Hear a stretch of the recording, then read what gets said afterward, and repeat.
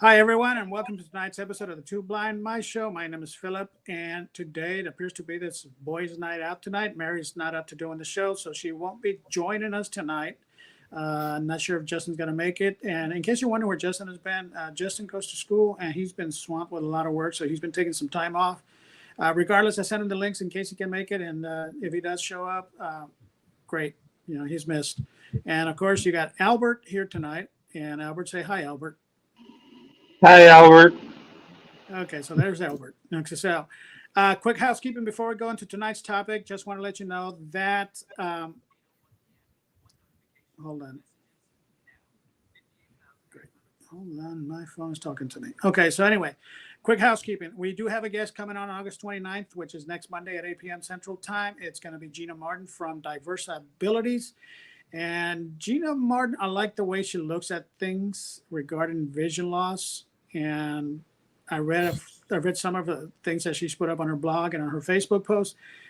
I like her train of thought. I like the way she thinks about things. So she's going to be our guest next week. And you might want to join us on that one in particular, because I think you might like the way she thinks. I know I did. She caught my attention right away. So let's see what we can do, and let's see how we can go from there. Now another thing, we are very likely going to. No, actually, it is going to happen. In August and September, we're going to be doing our shows from Seattle. Possibly, and it's very likely in September. We may not do any shows in September because we will be on a cruise. However, if we can swing it, we might do a show from the ship itself. I'll announce it later on. But if you don't hear from us in September, we're just taking that time off to enjoy ourselves, relax a little bit before we head into the holidays and get a little bit busier on that one. I think that's pretty much what I got on. So let's go ahead and start with our show today. And tonight we have Cole Johnson of the Texas Parks and Wildlife Department. And what Cole's going to be talking about is what the state of Texas is doing to make their facilities accessible for anyone with a disability, not just the visually impaired. And I attended a meeting that they had about 3 weeks ago, a Zoom meeting, and it just intrigued me. And I figured, let's go ahead and talk about this. And once we get into talking about what the park system has to offer, we're going to talk about a project that you may have read when I made today's announcement about tonight's show. And we'll go into more detail about that, and let's hope it works. So let's not waste any more time.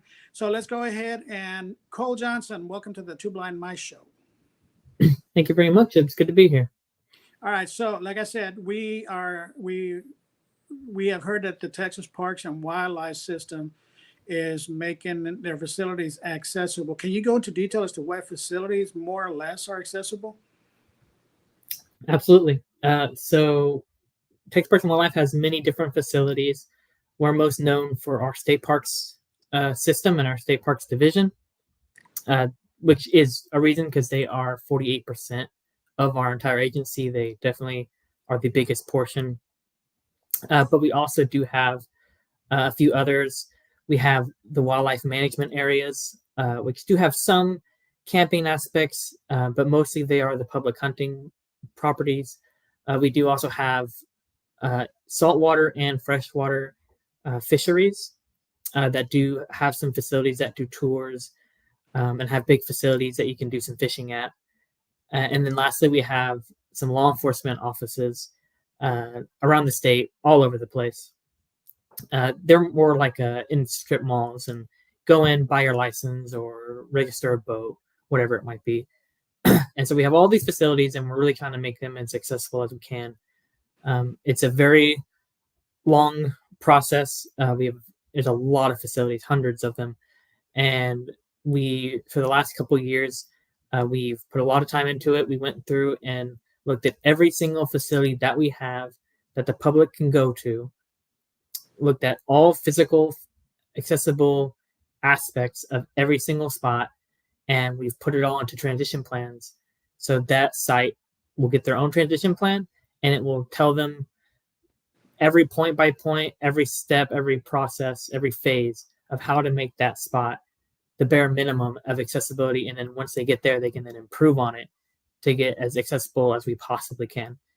It's just going to take a long time, but we've got the first step done, and from here on out, all we can do is improve. So The last time I went to a parks facility was before I lost my sight, and that was at Gardner State Park. For those who aren't familiar with Gardner State Park, it is an amazing park. It's a beautiful park. It's located in the hill country of Central Texas. It's just an amazing place. And admittedly, being sighted, I never gave a second thought as to what it was like to be at that park. You know, we relaxed, we went hiking, we went into the river, and all this kind of stuff, and never once crossed my mind as to, you know, how is this affecting someone with a disability? And now, you know, I enjoy camping, and you know, unlike Mary, I like Roughing It. Mary's version of Roughing It is a cabin with a fireplace and a bed and a kitchen. And if she could, she'd get a TV. But me, I like the idea of being in a camp. And I never once even thought about what it was like for a person who, like us, is visually impaired.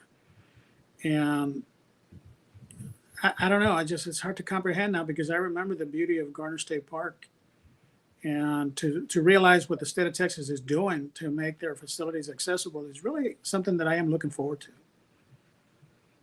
to. And I'm just hoping that things work out for the better, meaning, as I was discussing with Cole earlier, was I had a conversation with an individual earlier today who preferred to be a hermit because he just liked it that way. And when I asked if any of the available resources, he said he knew nothing of the available resources. And that's one of the reasons that I like what the state parks is doing, is by making their facilities accessible. Anybody who wants to be a hermit can take an opportunity to go have themselves some fun. And I'm not just talking about a person with vision loss. I'm talking about anyone with a disability. You know, Albert, he's on a wheelchair. I have a gentleman friend who is a former veteran. He's in a wheelchair and scooter. And I would love to see what that experience would be for them to be able to go to Garner and not have to worry about, how am I going to manage this hiking trail? Or am I going to be able to throw a hook in the water? And apparently the Tex Park system is working to change all that. And I'm very glad to hear that. At this point, do you have any specifics on what they are doing? I know this is a crazy question to ask, and probably a monumental question to ask, but I was just curious as to, at this point, do you have any idea what they are really working on? So first, it's going to be like the real easy stuff, the stuff that they can do quickly, change out doorknobs to where they're all, you know, the right kind for people who might have a hard time physically opening doors, or messing with sinks and door pressure, stuff that's really easy to do. We did a survey about a year ago, maybe a little more, where we really reached out to the community and asked, what do y'all want for us to do first? What do y'all want to see? And the overwhelming majority was parking lots and restrooms. Mm-hmm. And so we're really focused on getting parking lots and restrooms up to code to where they're more accessible, and so people can come out and enjoy the facilities more. Also, I want to add that these transition plans that I've talked about, that has every drop of information that we found out about every state park that we have in the system, all of it is public knowledge. It's a lot of information, but if you want to sift through it, you're more than welcome to, about your favorite park or whatever spot that you're looking at. And all of it can be found on our accessibility website that we have at the agency. And it will tell you every little nitty-gritty detail that you want to know, every step that's not right, or every path that has an issue. It's all there. So it's a lot, but it's all there. And they'll get slowly knock these off, and eventually, you know, we'll be becoming more and more accessible. And will be asking out to the disability community again in the future about kind of what's next, and what does that community want to see us do next, following up on these transition plans. One of the things that I really like very much the term is interchangeable. It could be either referred to as a family restroom or an accessible restroom. And for anyone with a disability, really, if you go, we travel a lot. If I want to go to the restroom changing flights, you ever try going into an airport bathroom?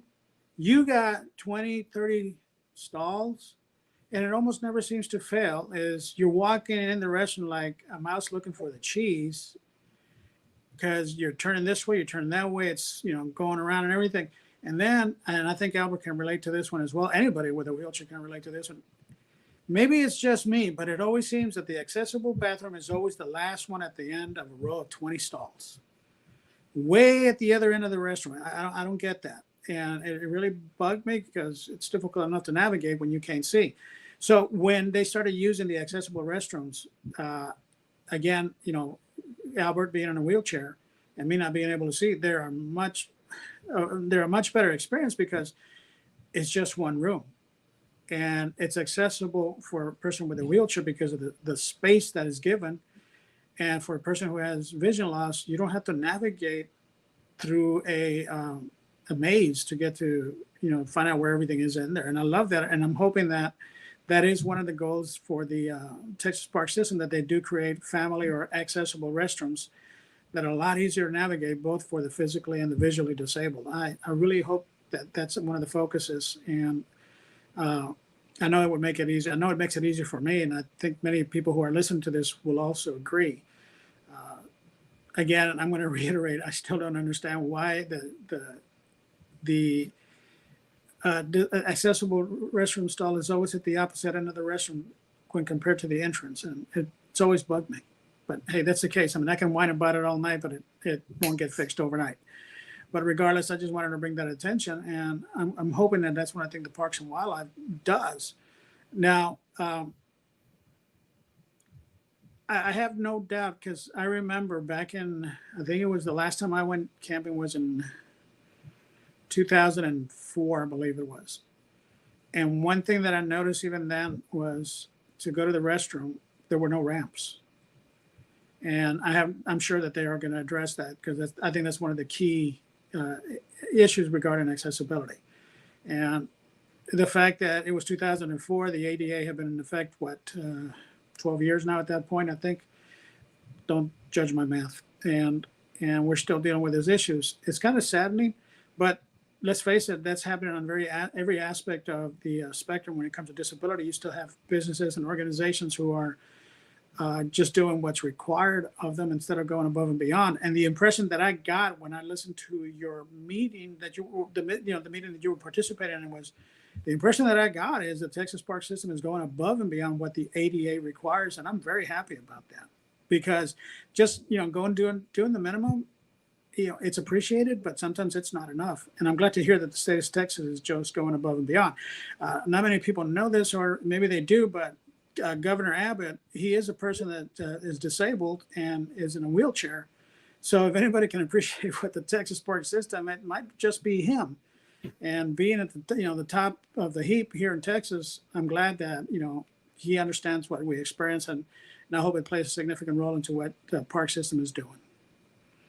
The wheelchair in particular, wheelchairs are always going to become more advanced, and they're going to progress more as technology does too. And so the minimum works for ADA on like the door width and to get someone in a wheelchair in and out of a building. But we want to make it better than that, because we want any wheelchair to be able to get through. The way we're looking at it is the ADA is kind of the floor, and we want to try to get to the ceiling. We want to go beyond what the minimums say. We have really old facilities. A lot of them were built in the 30s. So we're behind for sure right now. But we're going to keep going at it and get more and more along that accessibility line and really try to help it as much as we possibly can. Well, Hey, Carl, can I make a quick comment? Absolutely. You were talking about wheelchairs and making the places more accessible, and that you got to go above and beyond. Yes, I do realize you're going to be converting a lot of older buildings, but those ADA rules, I've been to several places that says I have a handicap bathroom stall in there. It was not set up for a handicapped person in a wheelchair because there ain't no way a wheelchair is going to get into that room. Absolutely. So what they need, whenever I file a complaint, I tell them, get yourself a wheelchair, go sit down, and go try to use that bathroom. Try to get in or try to pull the stall behind yourself. Because unless you're in that sitting down position, you're never going to appreciate how valuable every inch of space is. Absolutely. Going along those lines of what Albert is talking about, you mentioned 1930s buildings. We all know that in many cases there are exemptions to buildings that are that old.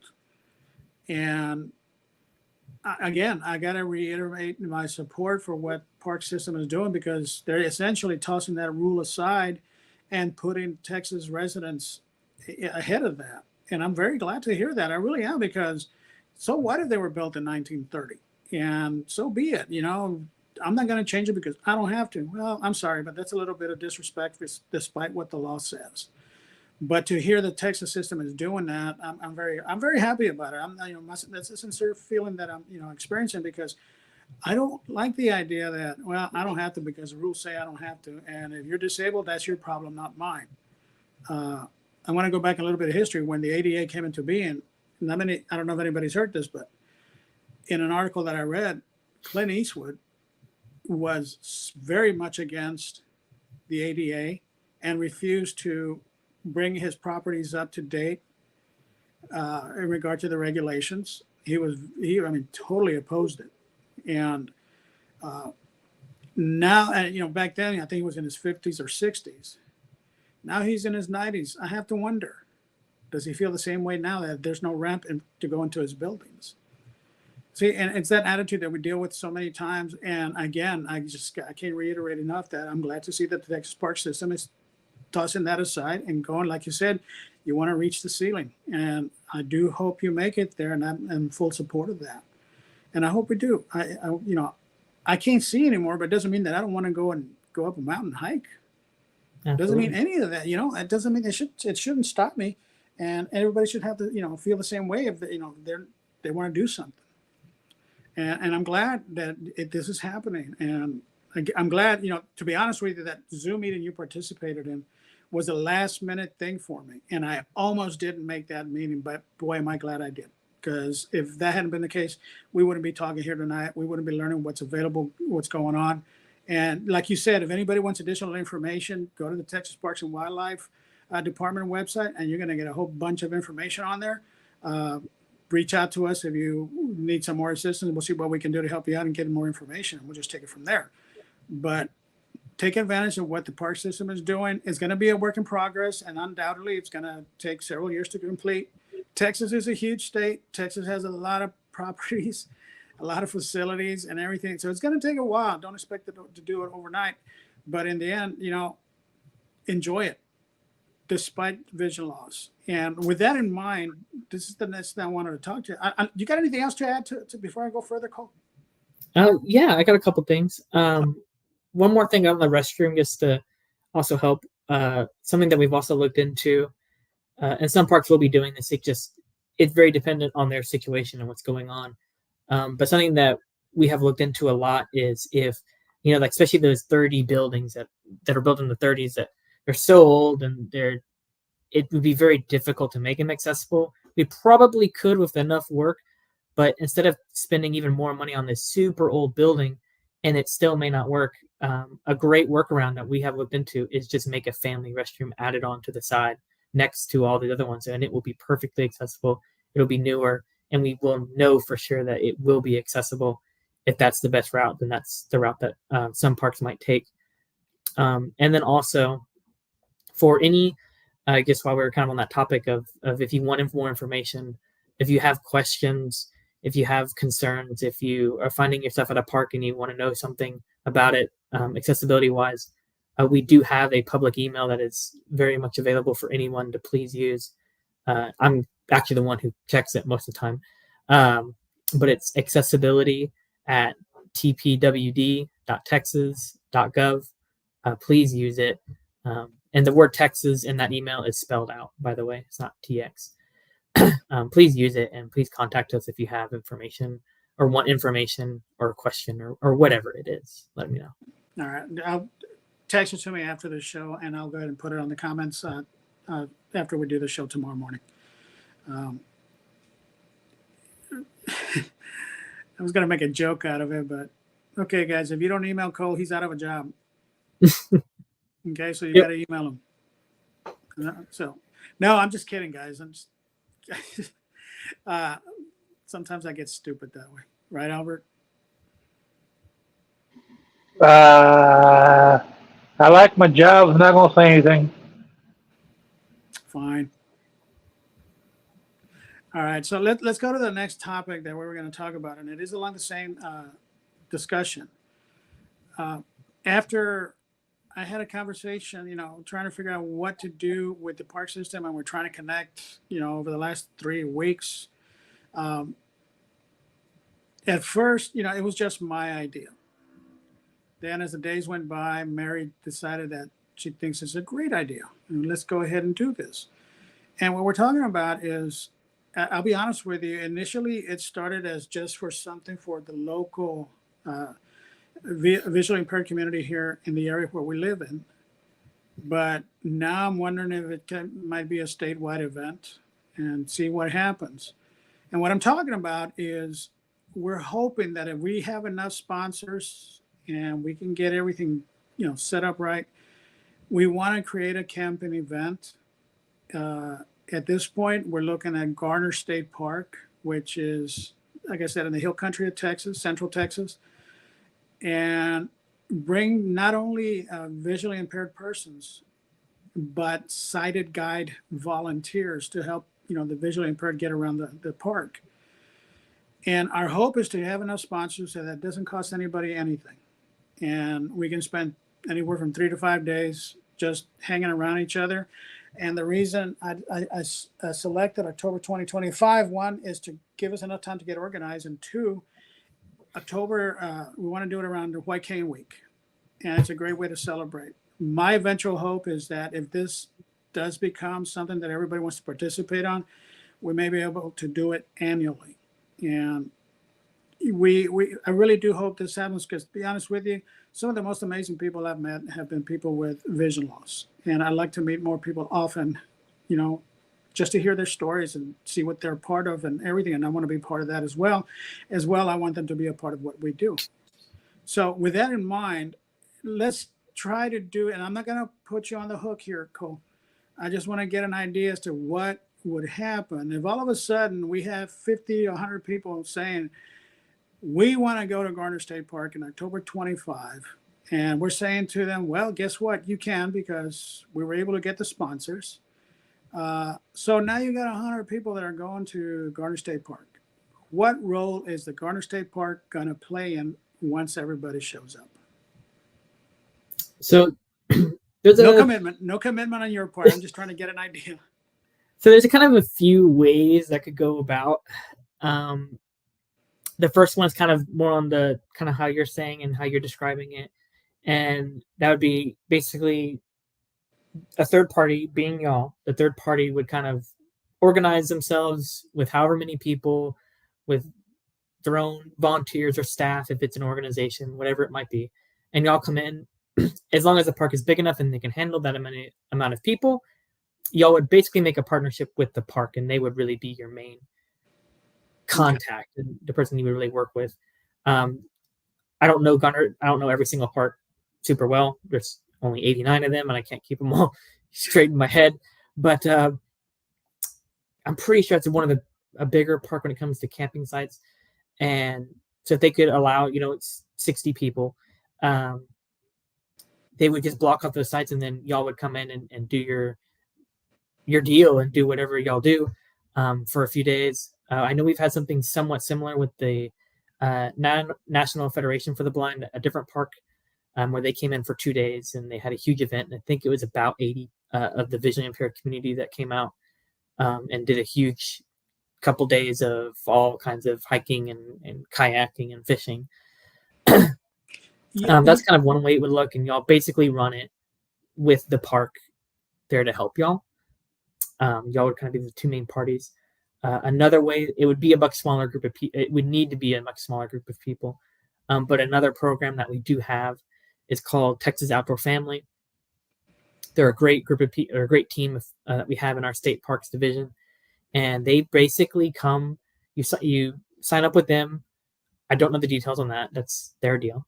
But you sign up with them. Y'all go to a park, and they bring all the stuff. They bring kayaks, they bring bikes, they bring fishing gear, and they basically teach y'all how to camp. And eventually, if y'all keep that partnership with them, they teach you how to use all their stuff, and then y'all get to just use it whenever y'all decide to go on a trip. Normally, it's only a weekend. Normally, it's only like 2 to 3 days. Yeah. But that's a great group that I can easily put whoever in contact with to get that set up. And then kind of a third option is just a small group of people that y'all just kind of run yourselves. And then, and of course, our team, most likely me, would be involved in the process and making sure everybody knows what they're doing and what's going on, and really be that kind of middle person to make sure everybody gets what they need and the setup. So it depends on that park and what they have going on. It's really the main factor in something like that. Right. And that's another important issue is if anyone here is listening to it and they feel like they want to be part of this, you need to, we would greatly appreciate it if you let us know. The sooner the better, so we can get an idea as to how many people want to participate. That puts us on the right path as to how we're going to organize it. Me personally, the few times that I went camping, I'll be honest with you, I couldn't handle more than 3 days. I missed the luxury of an air conditioner and a cable TV. So I can understand. I don't know if it's going to go any more than 3 days, but I do remember, I think it was 1997, I did go to Garden State Park with some friends and family. And I believe it was GMC. They had an activity going on where there were like 10 or 12 SUVs and everybody was driving them around the park and everything. And it was a good experience. They had activities for the kids or anything like that. And that's something that we'd like to see if we can work towards. And of course, in this particular case, yes, we want to do the activities that is possible to do, but we also want to see if we can get sponsors to go and talk, display their technology and so forth, just like happens in many events that we participate in. So that's our hope, to do that and take it from there. One thing that I want to touch base is, we would like to have sighted volunteers to help those of us get around the park area. Here's something that Albert and I have kind of started doing almost every time we get together.